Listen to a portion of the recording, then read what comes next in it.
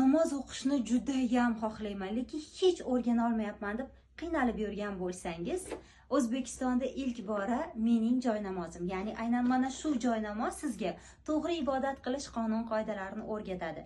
Nega? Axir bunaqalar ko'p-ku demoqchi bo'lsangiz yo'q. Aynan bunisi boshqacha. Qanday qilib deysizmi? Afzallik tomonlarini hozir sizlarga tanishtirib o'taman.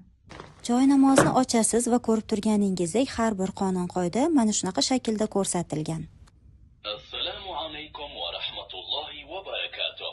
Namoz haqida ma'lumotlar va rakatlari bilan birga ko'rsatilgan. Masalan, bomdod namozi 2 rakat sunnat va 2 rakat farz. Undan tashqari tahajjud va qazo namozlari ham bor. Bomdod namozi. Qoidalarda adashmasligingiz uchun takbir vaqtida takbir, ruku vaqtida ruku belgilari yonadi. Ayol va erkak tiliga o'zgartirsangiz bo'ladi va 5 xil tilda bemalol namozni o'rgansangiz bo'ladi.